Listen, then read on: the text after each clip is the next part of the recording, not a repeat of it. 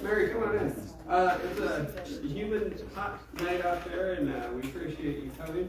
My name is Chris. I'm the programming librarian here at the library. Carla approached us, about 2 or 3 months ago about this program? Right. And it sounded really good, and I've been looking for it ever since. I've had people ask me questions about it, about when the house was built, stuff about their family, and I said, I'm staying ignorant. I want to learn what you guys learn, so I've been looking forward to hearing this tonight.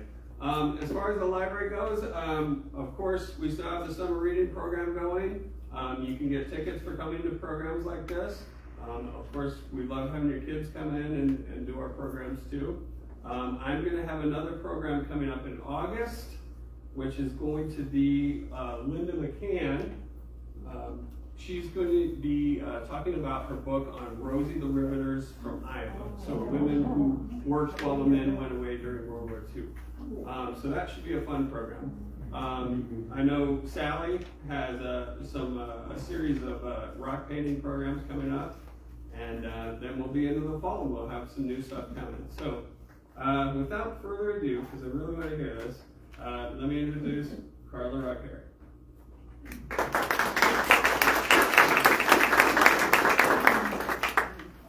Welcome everyone to our presentation on the lives of one of Winterset's Victorian era families, the Albert Rush and Pauline Dabney family. My name is Carla Rugger, and I've lived in Winterset about 8 years with my husband Randy, who will be one of my readers.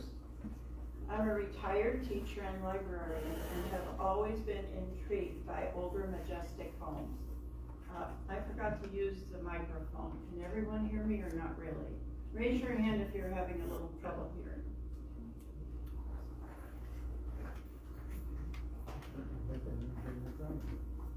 Is that better? Yes. Oh, yes. Okay, sorry. One of my ambitions for retirement was to write a history of the first family of a historic home. I just didn't know where the home was for the longest time. When we moved to Winterset, I found myself driving by this gorgeous home and wondering if that could be the home for my ambition. I didn't dare to knock on the door. What if the owner said, "Get off my property"? One day as I was passing by again, I noticed a woman sitting in her car in the garage driveway. I decided it was now or never. I parked my vehicle, approached her car, and tapped on the car window. She graciously received me, smiling all the while. I told her about my ambition, and she was receptive to my endeavor. We became friends right there and enjoyed several visits about the project.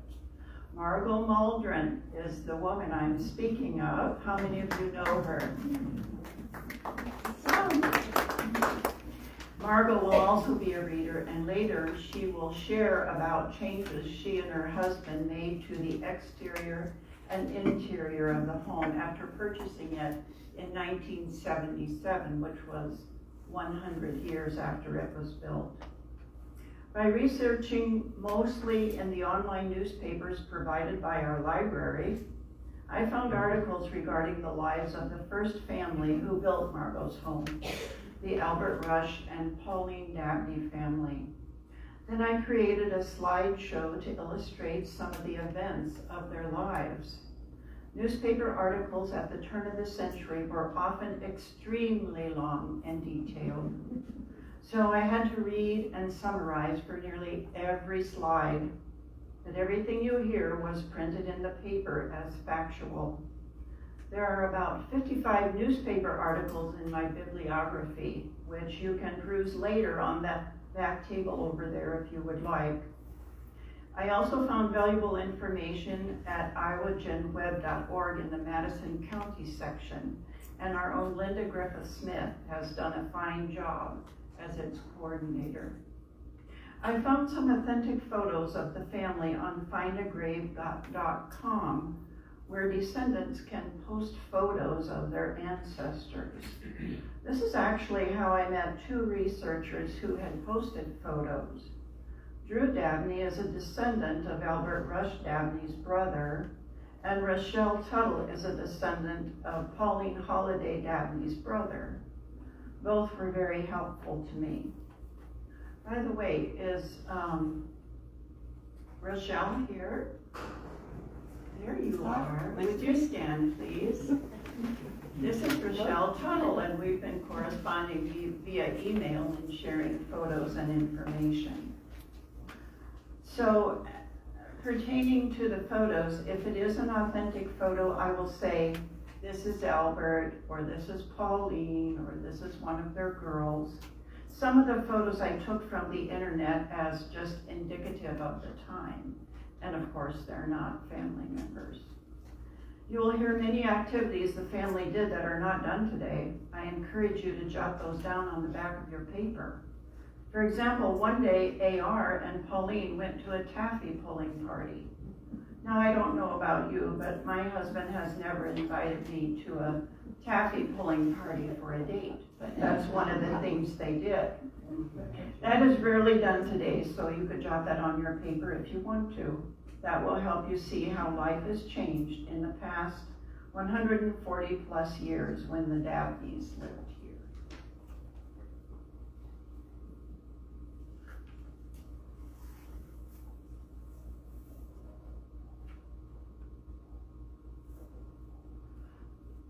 So I'm curious, how many of you have driven by this Winterset mansion at 322 West Jefferson? Oh my goodness, you all know where it is, don't you? Well, I'm luckier than you because I've been in it several times. And I know we have a guest here who actually lived in it besides Margot. Would you like to introduce your guest, Margot? Yes, this is my daughter Carol from Carol, the city. would you stand up, please? We're happy to have you here as well.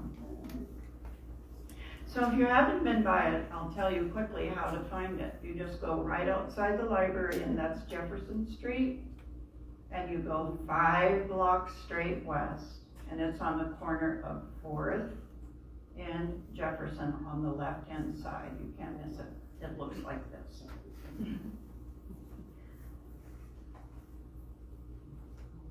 So let's get started now. Let me introduce you to the first family of 322 West Jefferson Street in Winterset, Iowa. That family was the A.R. and Pauline Holliday Dabney family. A.R.'s given name was Albert Rush.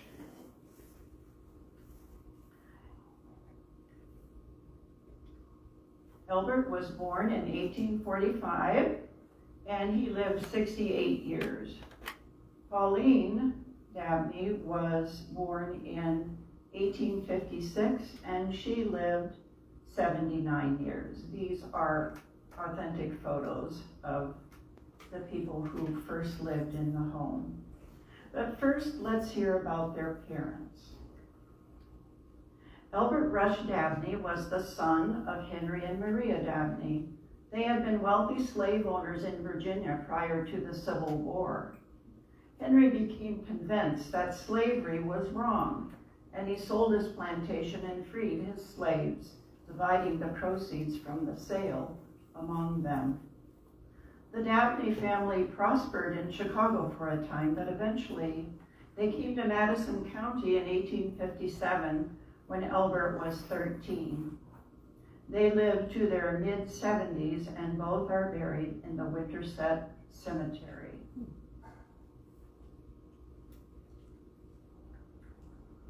Now we're going to hear a little bit about Pauline's family. Pauline Holliday, the daughter of George and Lydia Hollingsworth Holliday, came to Madison County with her parents in 1858 at the age of 2. George, her father, was the owner of the St. Nicholas Hotel for a time. He deserted his wife Lydia, leaving her with Pauline and her 7 siblings to raise. Lydia lived with her daughter Caroline Murray of Winterset after Caroline's husband died. Lydia lived to age 91, and she is buried in the Winterset Cemetery.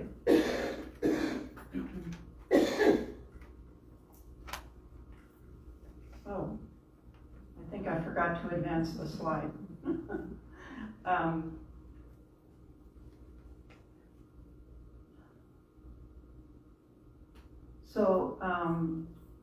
That is George and Lydia. Now let's go back and hear about Albert. Albert. Second slide. In the wrong direction. What? You're going the right direction. Yeah. Albert was one of 12 children, having 8 brothers and 3 sisters. Albert served in the Civil War. He was admitted to the bar in 1873 and practiced law in Winterset from that time until he and his family moved to Oakland, California in 1904. And we'll hear more about that later. In June of 1877, Albert Rush Dabney married Pauline Holliday at the home of her sister, Caroline Murray in Winterset, with about 50 people present. The couple departed by train for their 10-day honeymoon at Niagara Falls. The wedding article states that AR will, quote, commence the erection of a handsome brick residence which will be their future home. In December of 1877, true to his word, AR and Pauline moved into their home at 322 West Jefferson Street here in Winterset. Some of you may have wondered where that sketch came from on your little flyer. I found the sketch of their home in this book in the Madison County Historical Library. It was printed in 1889 in Des Moines and distributed there to encourage people to move to Winterset. It tells about businesses, homes, etc. The Dabney home is the only home pictured in the book. The Dabneys became parents of 4 girls. This is Clara, born in 1878. Lenore, born in 1880, 2 years later. Ellis, born 5 years later in 1885. And Helen, she was often called Little Helen, was born 6 years later in 1891. During 1877 to 1887, Pauline was very busy raising children, while AR was busy with his law practice. The focus of my research is on the activities of this family at the turn of the century right here in Winterset, as reflected in many newspaper articles from that time. The first mention of an AR Dabney family activity or social activity in the newspapers was in 1887. So let's see what kept this family occupied from 1887 until 1904, when they left Winterset. Pauline was active in the Women's Relief Corps, designed to provide post-war support to veterans of the Union. She served on a committee to decorate the Winterset City Park for Decoration Day in 1887, and in 1888 she welcomed all the members to her home for a surprise party for the retiring president. In February of 1889, AR and Pauline attended a taffy pulling party with 6 other couples. In April of 1889, AR's mother, Maria, died in Seattle, Washington, while she and her sons, Richard and Joseph, were visiting her other son, Thomas. After her body was embalmed, her son Richard delivered it to the home of AR Dabney in Winterset, where the funeral was held. She and her husband are buried in the Winterset Cemetery.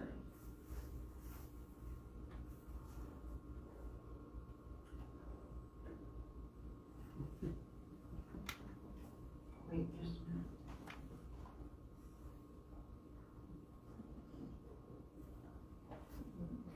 In August of 1889, AR was robbed What did the thief take with him? You'll listen and you will know. A.R. Dabney's house was entered last Friday night by a thief who stole his pants and vest from the bedroom and robbed them of all they contained.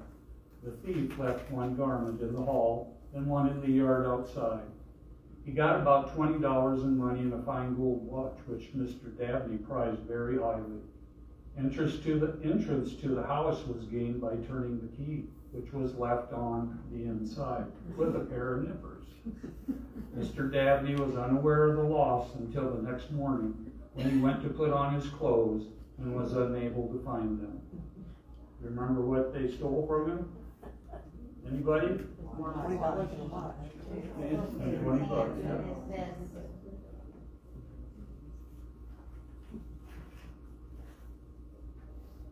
In 1889, the Madison County Bank was founded by well-known businessmen of Winterset, including A.R. Dabney and A.W. Crawford, who was the president and highest owner of stock.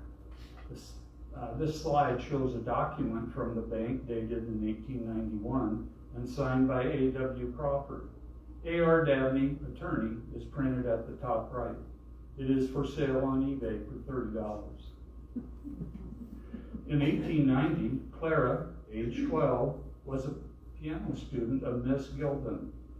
Her students formed a club that met once a month to study the great masters of the piano.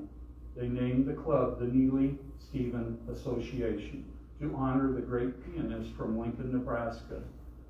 Miss Stevens sent the club a photograph of herself. Miss Clara Dabney read an interesting sketch of Miss Stevens' life, including her studies with Franz Liszt, the famous composer, as well as her splendid receptions in America's large cities. This is a picture of Nellie.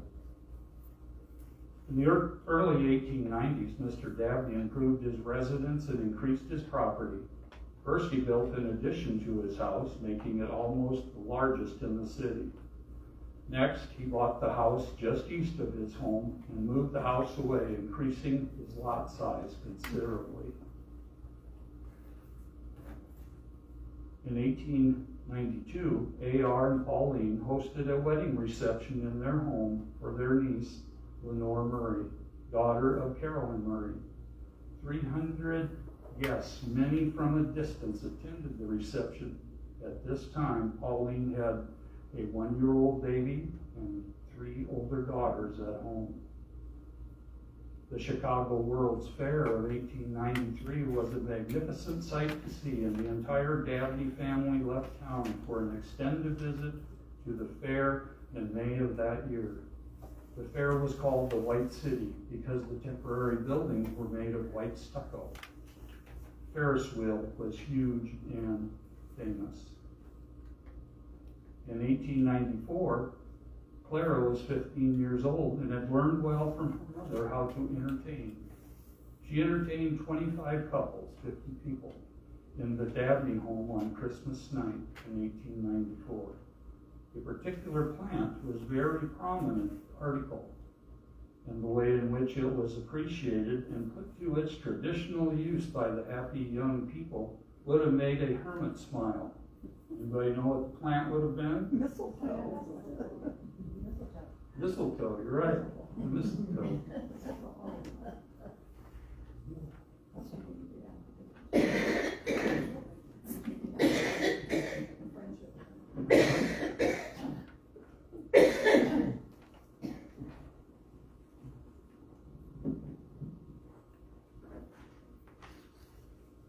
Now my favorite part. In 1895, A.R. placed a Steck baby grand piano in his fine residence. Miss Clara is to be congratulated upon her good fortune in possessing such a fine piano, is a direct quote from the newspaper. A student of Mrs. Cole, Clara played several selections at the spring recital. The Winterset Reporter wrote, "The selection was exceptionally well rendered. Miss Clara excels in brilliant execution, and she played with much expression and great correctness. This is not the piano that AR purchased for his daughter Clara. However, it is a genuine Steck piano, and it is for sale on the internet. Would anyone be interested in purchasing it? All right, how about a guess as to how much they're asking for it? Raise your hand. What do you think the asking price is of this Steck piano? $45,000. The Friday Club of Winterset consisted of about 20 members who manifested their growing capabilities in entertaining their friends. In October of 1895, the club sent invitations to 50 women to attend an enjoyable evening at the home of Mrs. A.R. Dabney. The rooms were a bower of beauty with autumnal tints of color and boughs of barberries forming a gorgeous sight. 2 rooms for refreshments were exquisitely decorated with graceful sprays of smilax over the tables and red berries on the table linens. The guests were in awe of the gorgeous new Steck piano on which Clara and others played. By the way, I believe that newspaper article was about 3 columns long. So I did a pretty good job condensing it for you. During the fall and winter of 1895, Clara went to Des Moines every Saturday to pursue her musical studies at the Des Moines Musical College. I'm not sure which one that would have been, but I know Drake was there back then, and they had a strong music program. This is just a picture of the building at the Drake College. New Year's Eve of 1895 found Clara busy with entertaining once again. She invited 8 couples for dancing, which tended to make the punch bowl more than popular. She served delicious refreshments to bring in the new year of 1896. Ellis, Dabney's 3rd daughter, was, quote, favored with an invitation to a Valentine's Day party in 1896 when she was 10. The other favored guests were listed in the paper. This would not happen today. I know that towards the end of my teaching career, there was a hard and fast rule that if you were having a birthday party and were not inviting your entire class, you could not bring your invitations to school for fear of hurting someone's feelings. However, back then, if you got an invite, you got your name in the paper.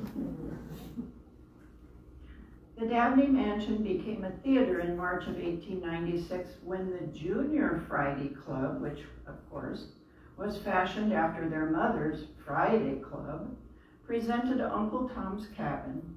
They charged for the event, and when asked what would be done with the proceeds, the little girls responded, well, we'll divide it.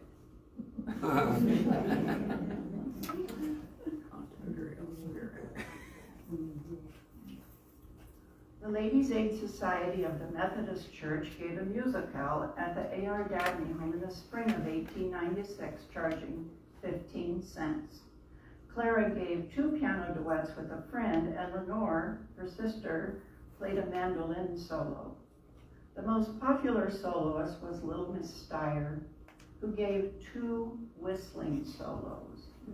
The Winterset News stated, quote, if the present fad for whistling continues, Little Miss Steyer may someday successfully rival Alice J. Shaw.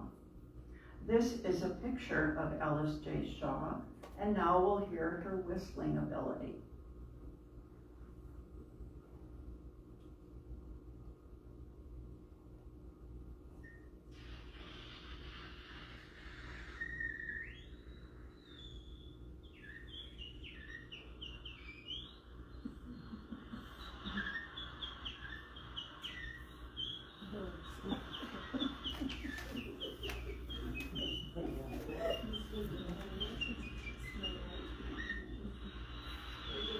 Do you get the idea?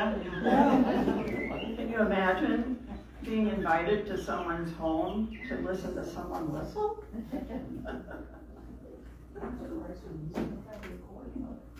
Yep. does on the internet, of course.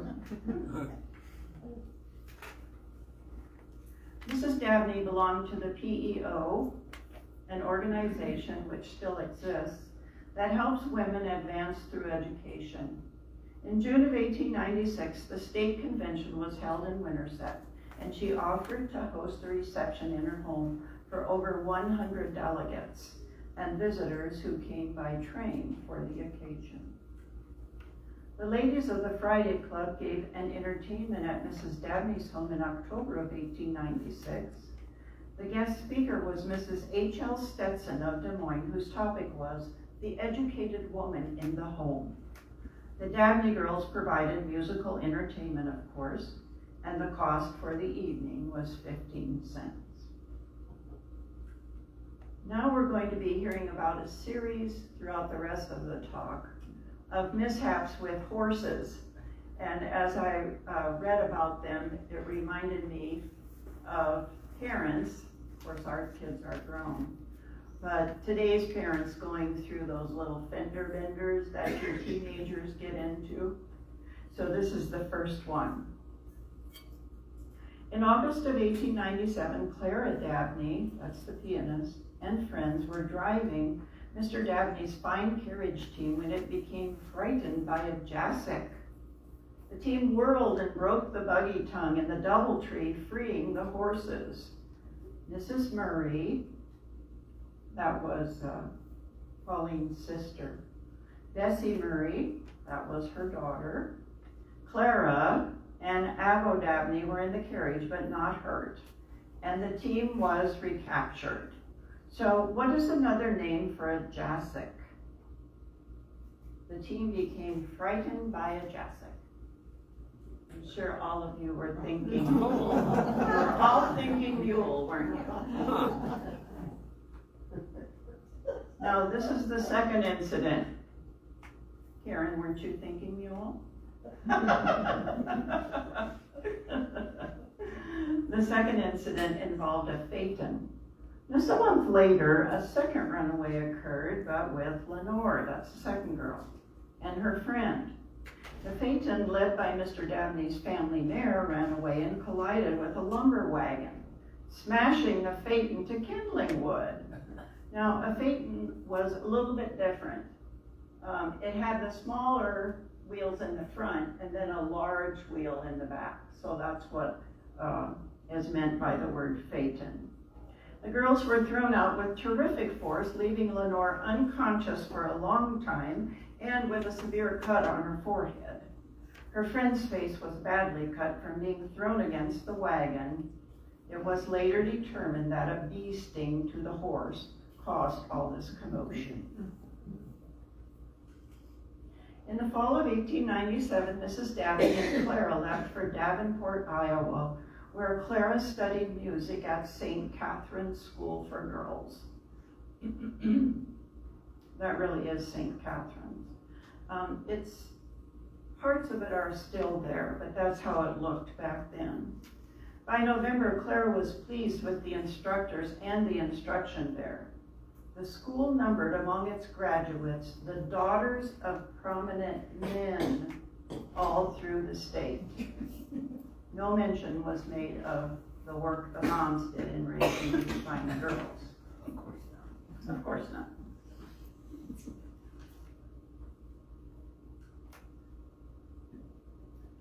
A Shakespearean evening was held at the auditorium of the Winterset High School in November of 1897.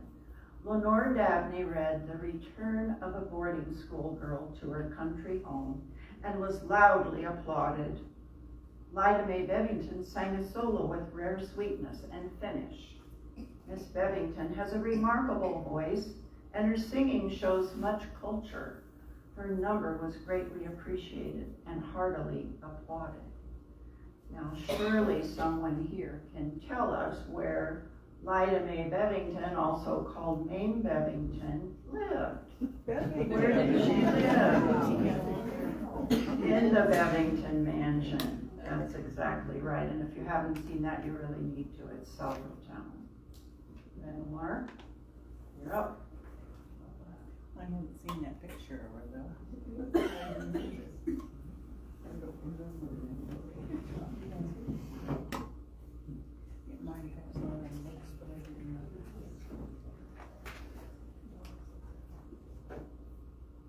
In early December in 1897, Mr. Dabney and Lenore were enjoying a snowy ride in its cutter. When they got near Buffalo, the cutter struck a rock and went to pieces. How did they get home? I will tell you. The cutter went to pieces after striking the rock. Mr. Dabney tried to repair it with some fence wire, but it collapsed before he had gone many rods. He tried to procure a sleigh, but none were available in Buffalo. Then he tried for a buggy, but to no avail. He offered to pay liberally for any conveyance, but not finding anything, he and Lenore mounted his horse and rode home. Makes sense. Where was the town of Buffalo?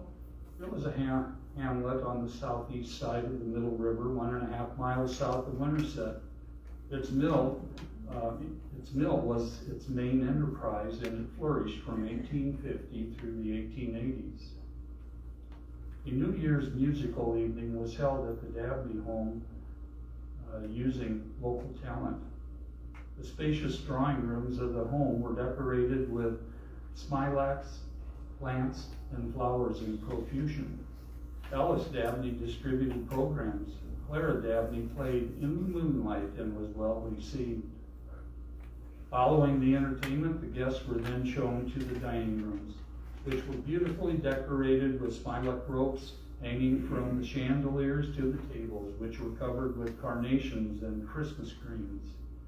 Dainty refreshments were served. 90 guests attended the event. The 1900 census lists a Kate Callahan, age 20, as a servant with the Dabneys. I'm sure Pauline appreciated her work as she prepared for 90 guests in the home. Lenore Dabney was a member of the 20th Century Debating Club. In November of 1898, they held a debate on the Spanish-American War. Jenny Tidrick and Dr. Schwanner were on the affirmative, and Lenore Dabney and Joe Tidrick were on the negative. The judges declared unanimously, based on the debate, war should be declared. Drs. Schwanner and Lenore became more than friends, as you will hear later.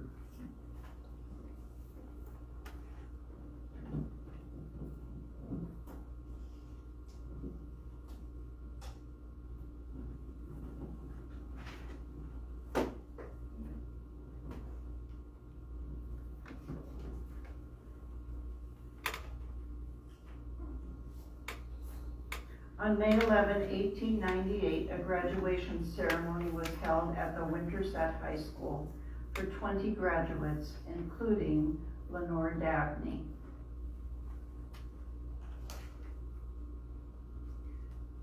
Now, I'm purposely not changing the slide yet because I have a question for you. Little Helen is first mentioned in the Winterset newspapers in December of 1898 when she was only 7 years old. The businesses of Winterset held what was called a merchant's carnival at the Presbyterian Church, where each business promoted their business with advertising by girls of the community. Tiny Helen and a tall girl represented the Winterset Reporter with this motto: "See how we have grown." Later in the carnival, 15 little girls sang about their little dolls, concluding with little Helen Dabney, who held out a black topsy of the Ethiopian race. Does anybody know what a topsy-turvy doll was? All right. Black on one side, white on the other. That's right. Is that what you were going to say also, Shirley? That's that one. You've got one? Okay. And that's exactly what it was. So the skirt was long enough that if you wanted the Ethiopian or the black girl to be showing, then you would just pull the skirt down over the white girl, and then vice versa. So it could be either one. Lenore follows the lead of her sister Clara and also enters St. Catherine's School in Davenport. Oh, this is really exciting. You simply must know that Winterset had a lovely lake 3/4 of a mile west of town at the turn of the century, thanks to Mr. A.R. Dabney. It opened on August 22 of 1899 with about 1,000 citizens present. The grounds were comprised of 80 acres of beautiful park with walks, benches, springs, hitch racks for hundreds of horses, a 3-story bath and boathouse, and a reception tent for ladies and children. Lake Dabney boasted 4 acres of water newly stocked with fish and also new boats for use. The Winterset band played from a raft in the middle of the lake, and dancing in the pavilion lasted until a very late hour. The Mandolin Club also performed for the opening, and the Bishop brothers gave a high rope walking exhibition with the rope stretched all the way across the lake. Popular attractions were the diving tower, which is somewhat like a diving board, but there's really not a board that you can run out on and take a jump and then a fancy dive. You just climb up the ladder and get on the platform and dive down. So the diving tower was popular, and also bathing. All the articles that are really about swimming, they say they were bathing. I just don't understand that. Also popular were the toboggan. Now if you look at this contraption, there's steps on this side. So you take your toboggan, which they kind of look like a snow toboggan, and you walk up with it and you position it up here and get on it, and then you go all the way down into the water. So they had a toboggan, and they also had what was called a shoot the chute. Now this I have trouble visualizing, but it's in the paper, so it must be true. Somehow they got a boat up to the top of this thing, climbed up, got in it, and then they would go down into the water. And that's the boat almost standing on in there.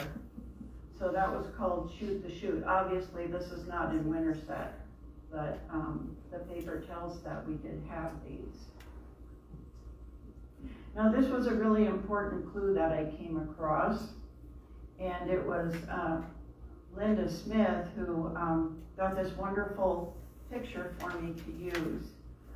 Up here is the clue I read in one of the articles. Oops. There we go. Push the wrong button. The clue in one of the articles said it had 4 acres fed by 4 springs. So thanks to Linda, she found this for me. And here you can see the 4 springs. So most likely,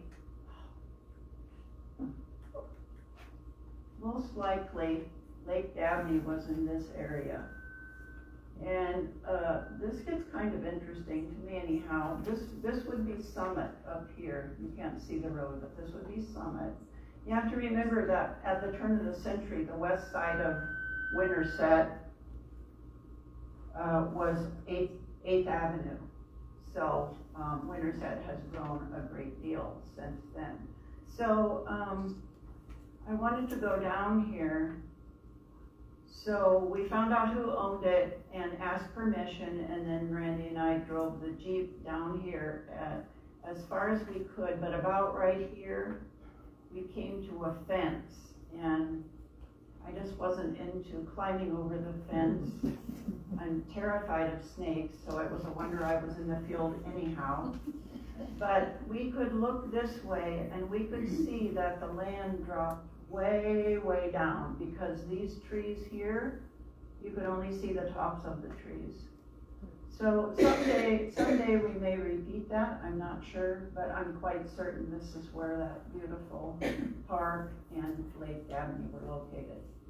Also, being curious, this is the trailer court. Anybody know where that is, right off Summit?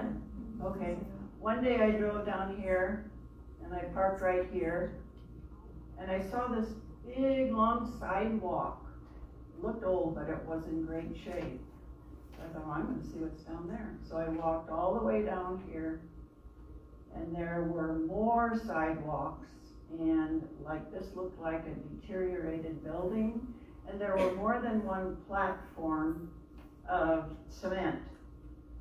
So this picture shows the sidewalk I walked on. There was a big platform over here, and then there was a desolate building here. I walked on here, there was another platform, and again, a big drop off. So I'm fairly certain that that was where Lake Dabney was. But wasn't that cool of Mr. Dabney to give his money for all of that for the community?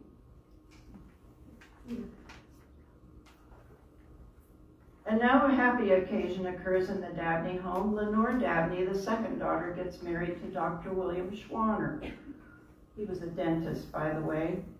On September 27, 1899, in the Dabney home. Who was the ring bearer who led the bride and her father down the beautiful curved walnut staircase in the Dabney home? Listen and you will hear. This was in the Winterset News. It was in both papers, the Winterset News and the Madisonian. The beautiful, again I condensed it, the beautiful home of the bride's parents was artistically decorated in pink and white, especially in the two dining rooms and the back parlor, where the ceremony was performed by Reverend English of the Methodist Church. Mrs. Downs played the traditional wedding march on the lovely stepped grand piano as the bridal party descended the beautiful winding stairway.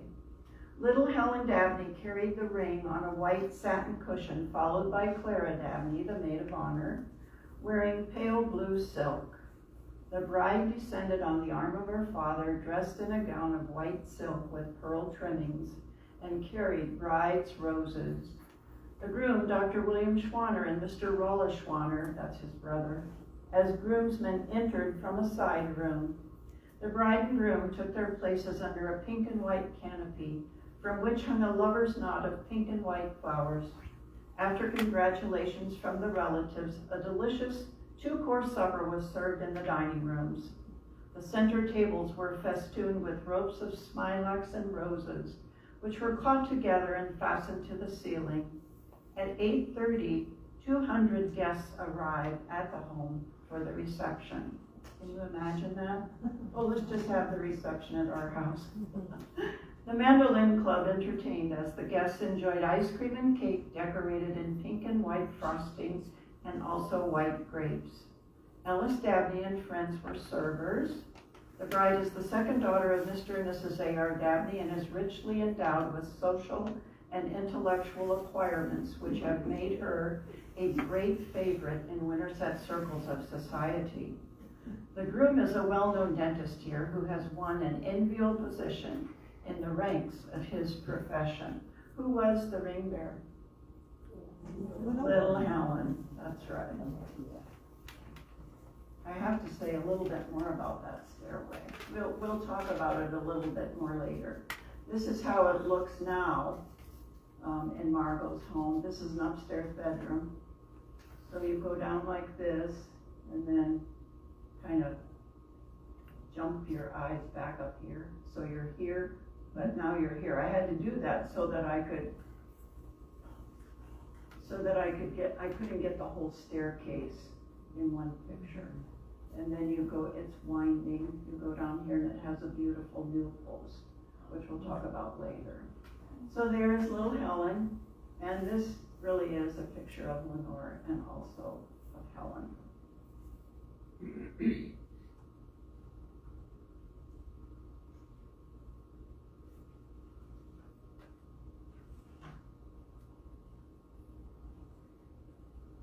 Okay, now we're going to hear from Margot.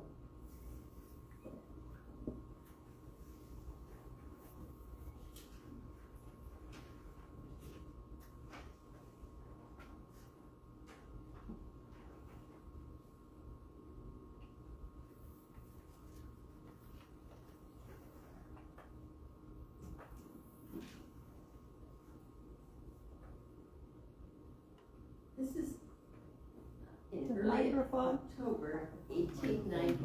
Oh, sorry.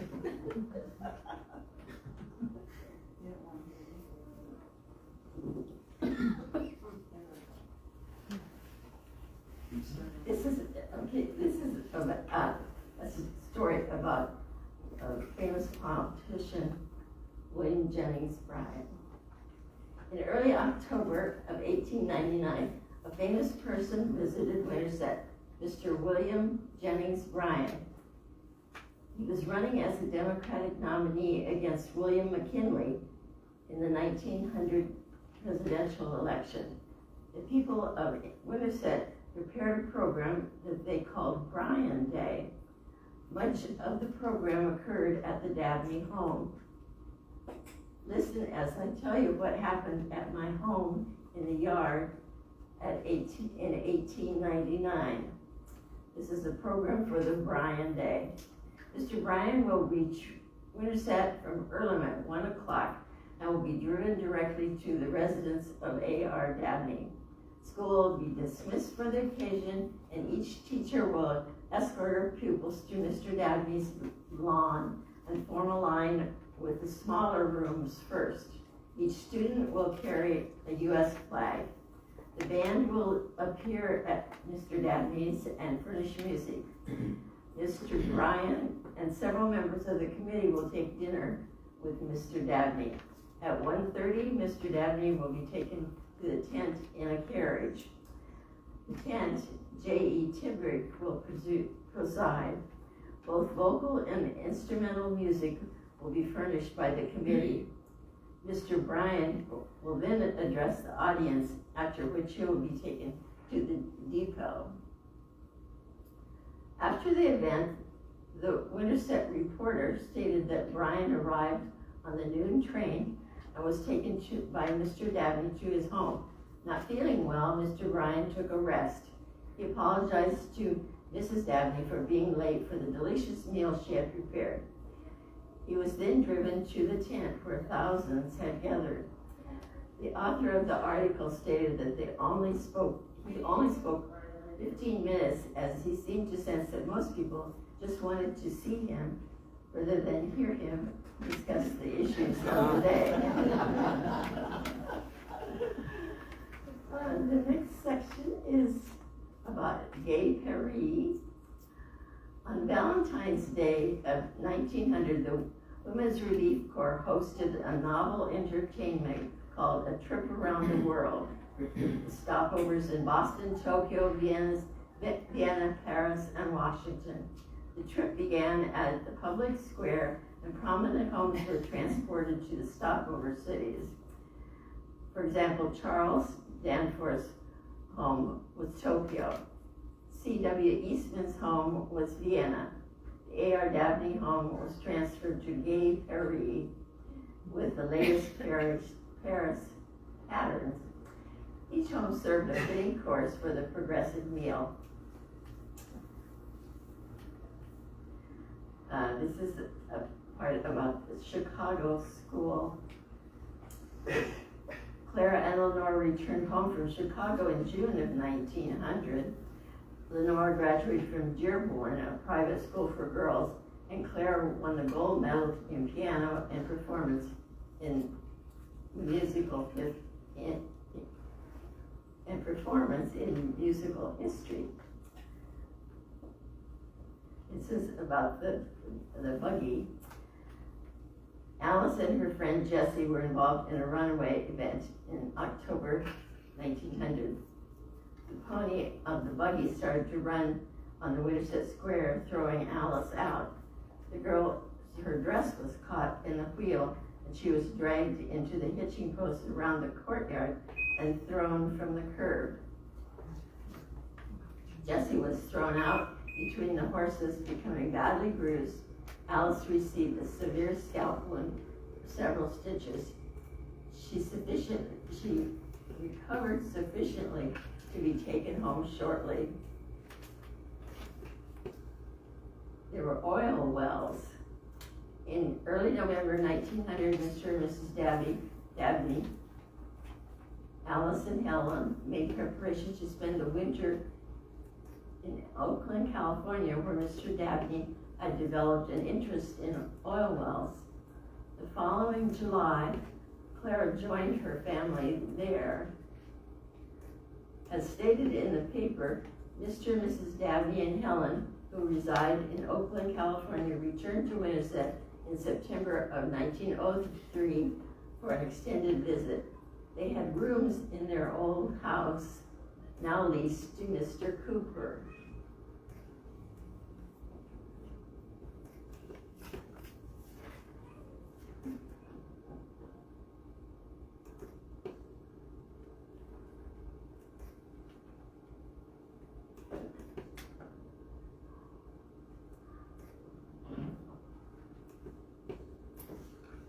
This is the oldest photograph we have of Margot's home, and we'll be hearing more about that a little bit later.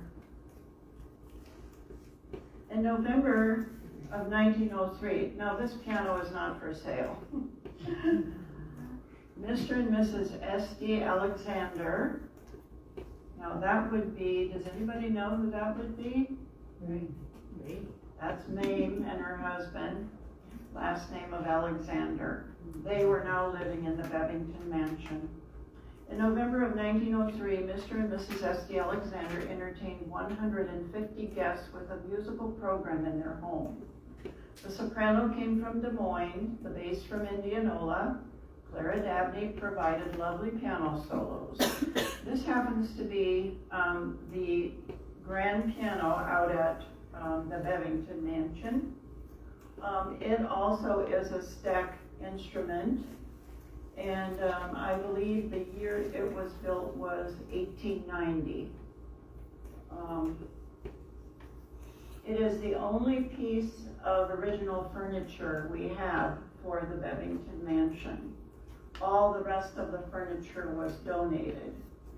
I've played it several times. It's okay.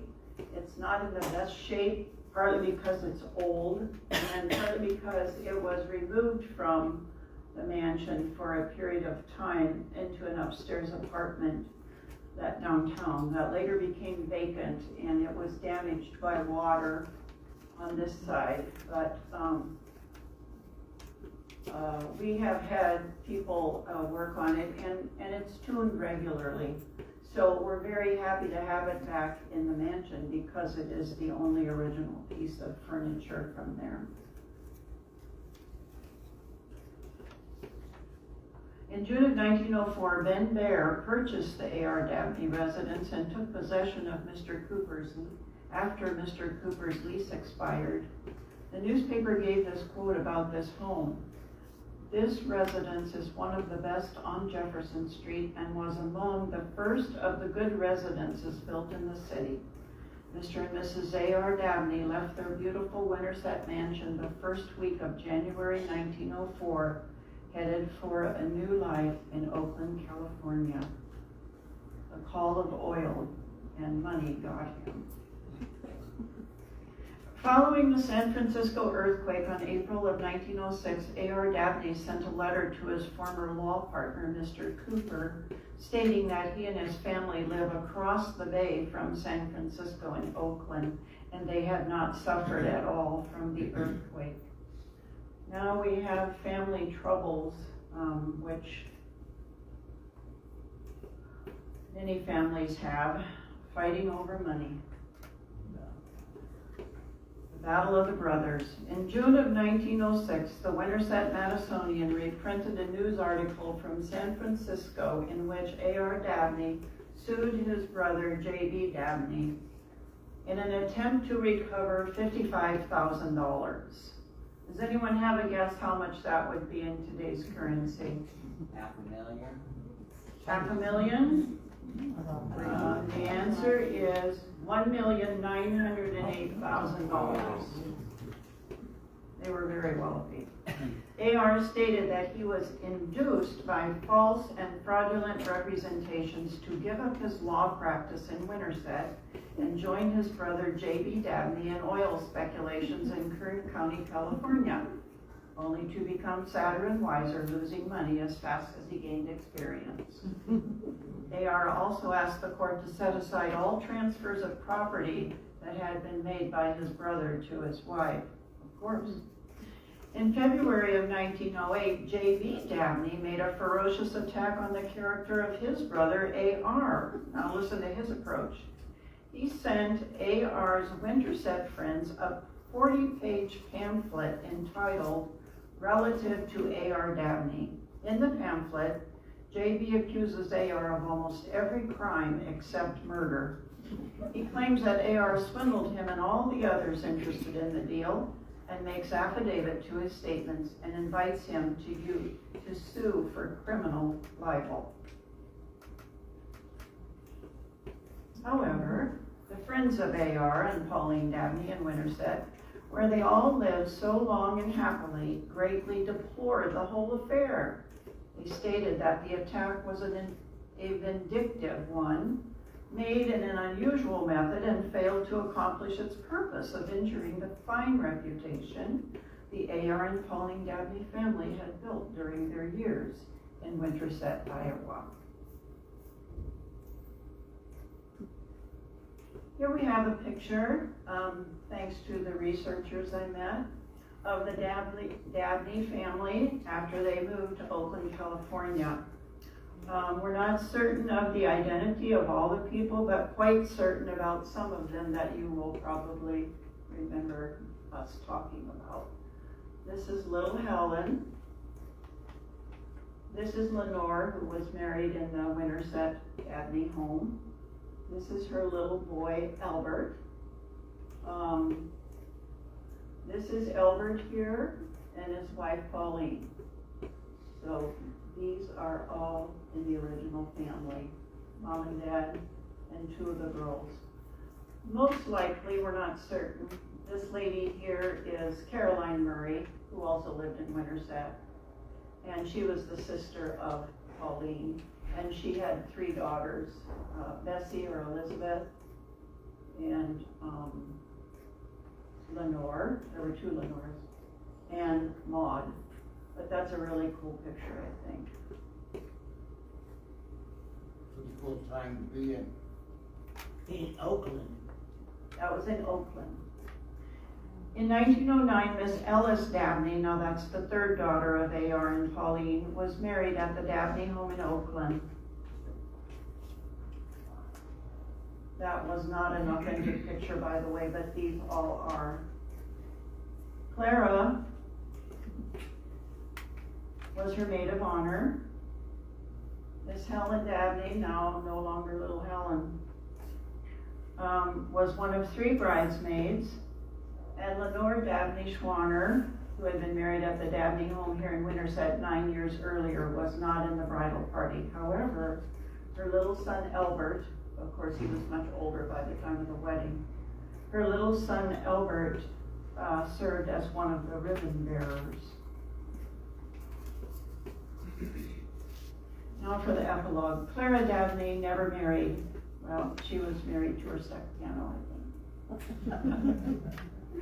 Lenore had two other sons in addition to little Albert, and Ellis had one daughter. Helen married and had three sons. Clara died at age 83. The other three daughters lived into their 90s. Albert Rush Dabney died at 68, and his wife, Pauline Holliday Dabney, died at age 79. The whole A.R. Dabney family that once lived so happily at 322 West Jefferson Street here in Winterset, Iowa, are buried in the Mountain View Cemetery in Oakland, California. This part of Mountain View Cemetery, I know they had a mausoleum, I've seen a picture of it, where all the mausoleums are. This is called Millionaire's Row. And I don't have anything to verify this, but my guess is that their mausoleum was probably in the Millionaire's Row of that particular cemetery. I found a brief article in a 1913 Oakland, California newspaper telling that Albert Rush Dabney was ill on a Monday and died on a Thursday. He left a wife and several children and vast numbers of real estate in Oakland. He leaves a valuable estate. I'm certain that that was all true. But when I think of the A.R. Dabney I have come to know through research, I like to recall that he loved and spent time with his wife and daughters. Here is my very favorite photo, even more so than the step piano. A.R. with his little Helen, and how I wish that I could have seen his face when his daughter Lenore told him that his first grandchild, a son, was given the name Elton. Love is the greatest gift that one generation can leave to another. So that concludes my part, and now Margot will tell about some work that she and her husband did on their home.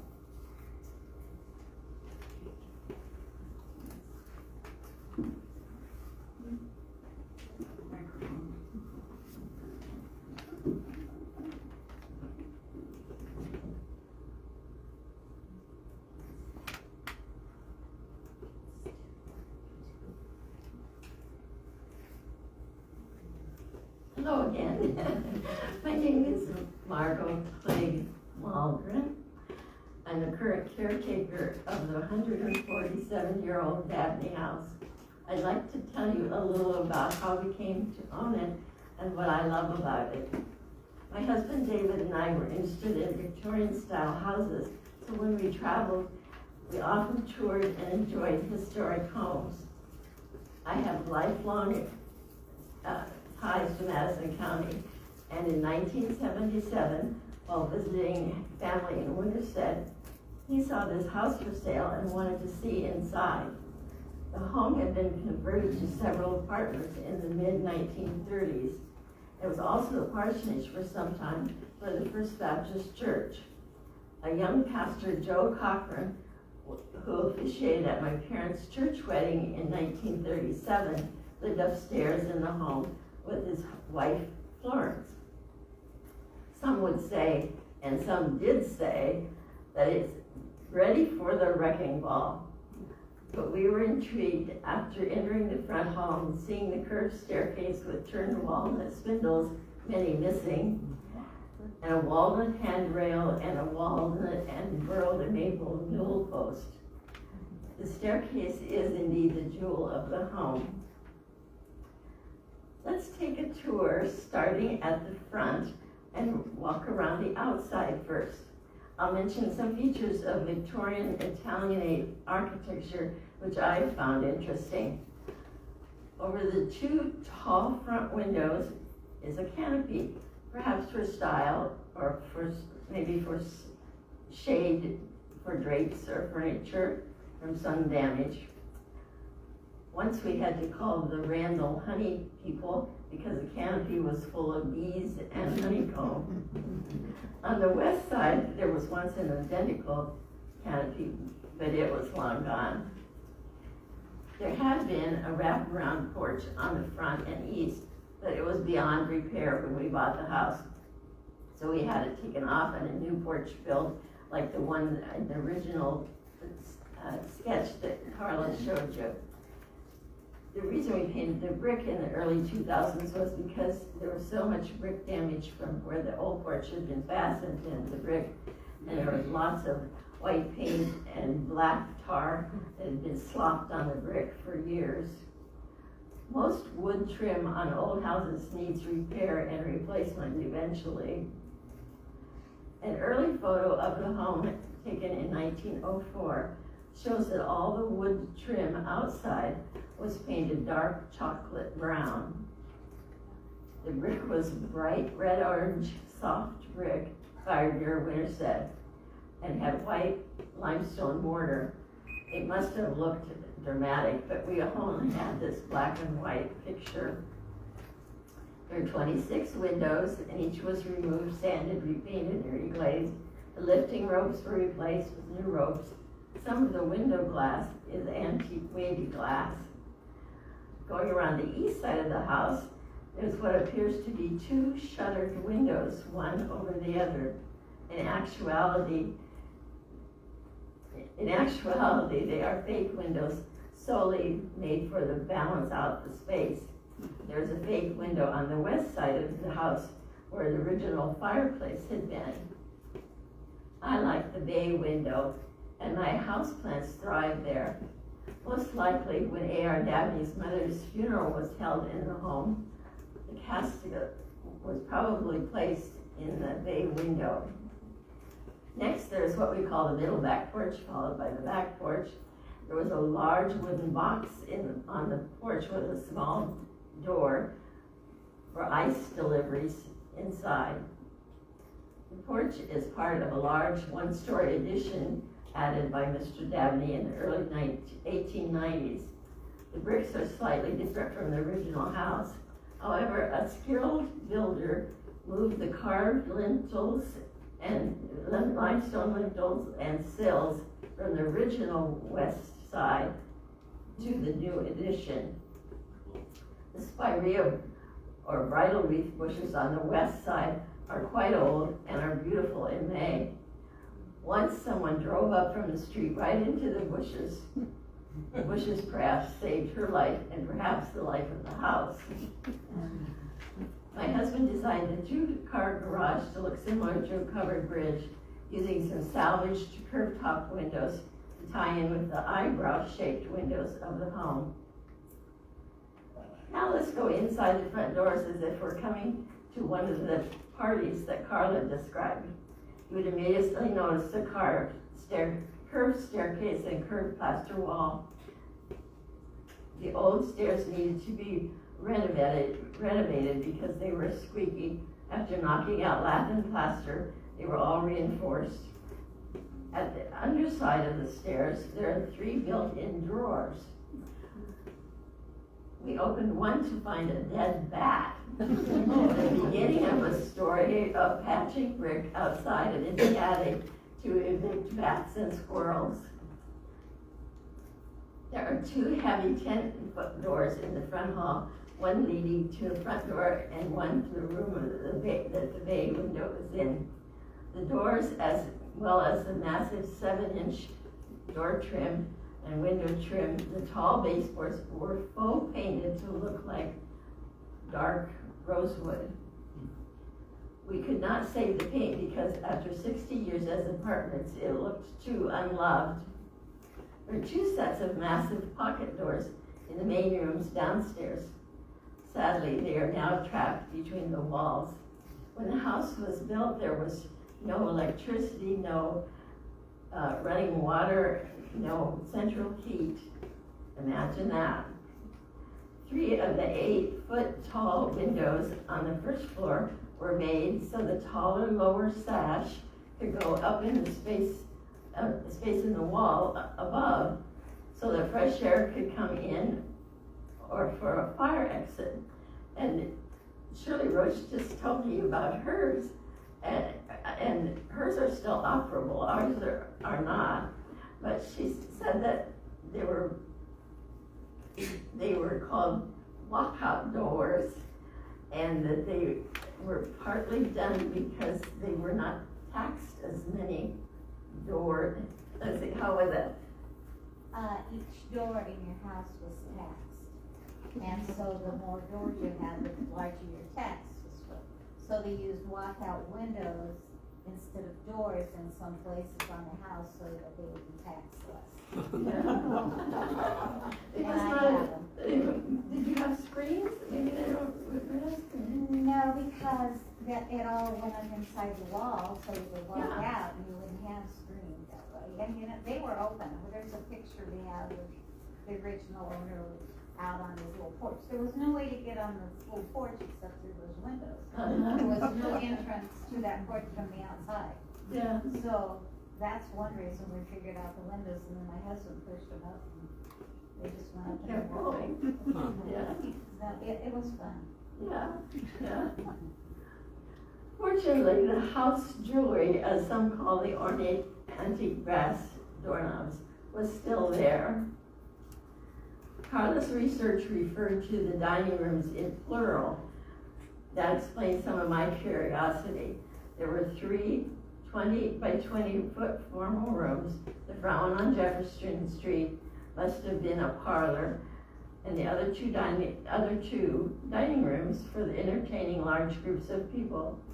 Originally, the home had 2 coal fireplaces, but only one of them remained when we bought the house.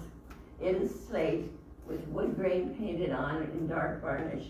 We added a white marble fireplace from the Hartford auction. Anybody remember the Hartford auction? To the room for the bay window. Both are now just decorative. We repaired an original plaster ceiling medallion on the main floor and ordered others to be put in the house. They're ordered from a San Francisco company that make molds off of similar Victorian homes. Our kitchen has wainscoting up about 3 feet, as was common. I have a picture of our 2 daughters, one of whom is here, ages 10 and 11. This is scraping 5 coats of wallpaper off the wood wainscoting. All the original floors were clear pine 5-inch boards, but sometimes later were replaced downstairs with narrow oak. Let's go upstairs by the back stairway, which is straight with the nice walnut railing which we found in the attic. In the apartment phase of the stairway was floored over. Blessings on whoever saved the railing. Upstairs there are 3 good-sized bedrooms, but at some time it was opened up and now it's more like 2 bedrooms and a sitting room. There is now a large bathroom, which probably was a bedroom, perhaps for Kate, the servant of the Dabneys. I chose wainscoting partway up for the bathroom after seeing the upstairs bathroom in the Bevington mansion here. There is a 6-foot clawfoot bathtub, which we salvaged from one of the earliest Winterset homes. This room, as in most rooms, has an antique light fixture, which we purchased. We added crown moldings, there's a sample over there of this was on the downstairs and upstairs. We found magazines like Old House Journal, This Old House, and government publications from the National Register of Historic Homes to be great teachers for us. We also appreciated using the sources of information from our library. We tried to rescue and restore the Dabney home with compatibility to its history. The illnesses and death kept us from completely finishing. Still, I love it. As a student, I was not that interested in history. I memorized dates just to write on a test, but they meant nothing to me. Now, the year 1877, the year the Dabney house was built, is part of me forever. The people who worked so hard in previous generations amaze and influence me. Thank you for coming. That's